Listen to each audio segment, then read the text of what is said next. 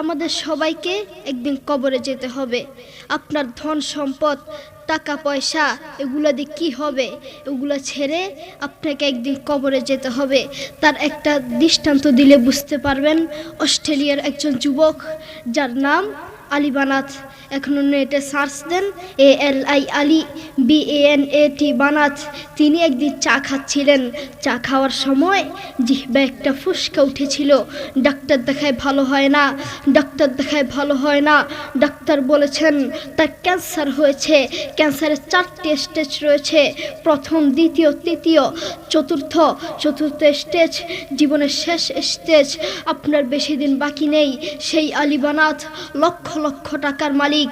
এক এক জোড়া জুতো ব্যবহার করতেন যার দাম হাজার টাকা। এক জোড়া স্যান্ডেল ব্যবহার করতেন যার দাম 45,000 টাকা।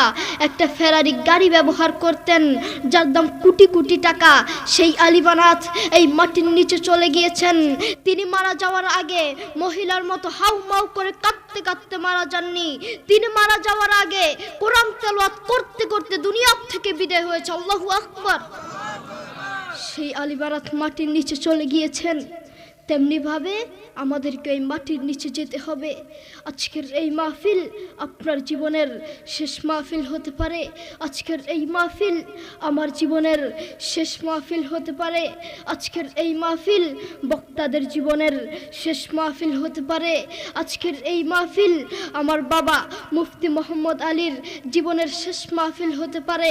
আপনি আজকে মাহফিল করেছেন, আগামী বছরে মাহফিল করবেন তার কোনো গ্যারান্টি নেই। হয়তো মাইক থাকবে, হয়তো মাহফিলের প্যান্ডেল থাকবে, হয়তো আপনি থাকবেন না, আপনার খোঁজ পাওয়া যাবে না, ঠিক কি না? যুবক, তোমাকেই বলছি, তুমি অনেক মানুষকে দেখেছ গাড়ি অ্যাক্সিডেন্ট করেছে, গোস্ত কেটে কেটে গাড়ি থেকে বের করছে, আর তুমি তা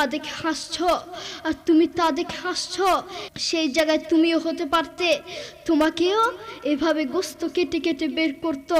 আপনারা অনেকেই জানেন তুরস্কের ভূমিকম্প হয়েছে।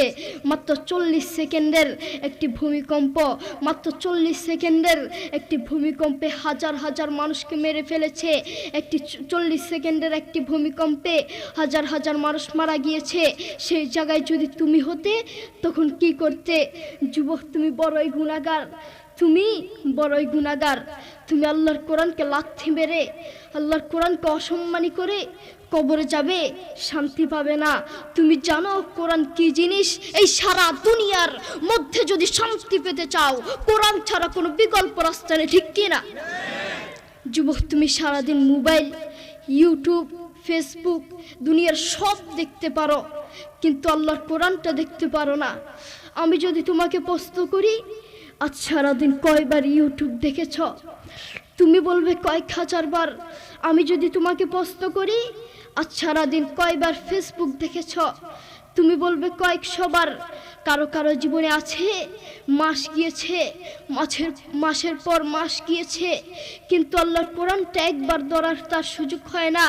কারো কারো জীবনে আছে বছরের পর বছর গিয়েছে, কিন্তু আল্লাহর কোরআনটা দেখার তার সুযোগ হয় না।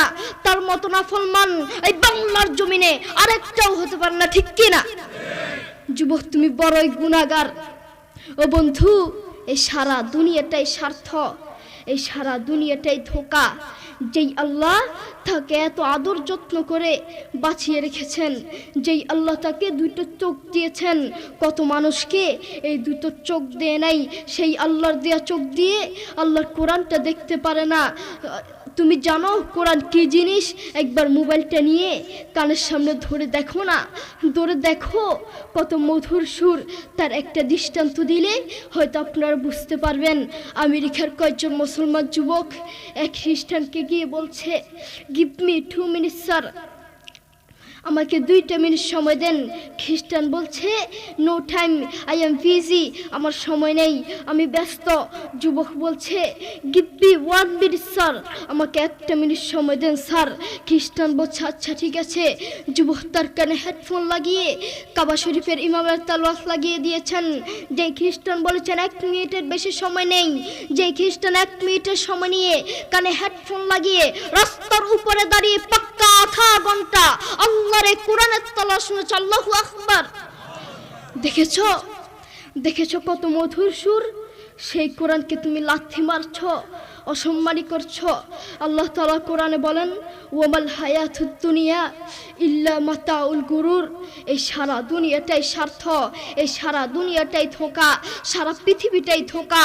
বউ বলেন, সন্তান বলেন, যতদিন ক্যারিয়ার আছে ততদিন বউয়ের ভালোবাসা, যতদিন ক্যারিয়ার আছে ততদিন সন্তানের ভালোবাসা, যতদিন ক্যারিয়ার আছে ততদিন শ্বশুর শাশুড়ির ভালোবাসা।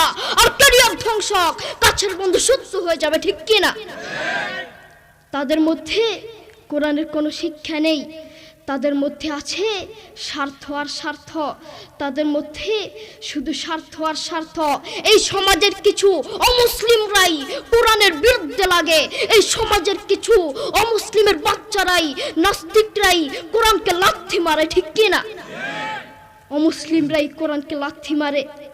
আপনি বাপ, আপনার ছেলের খোঁজ নিয়ে দেখেন, আপনার ছেলে ব্রাজিলের জন্য দোয়া করে।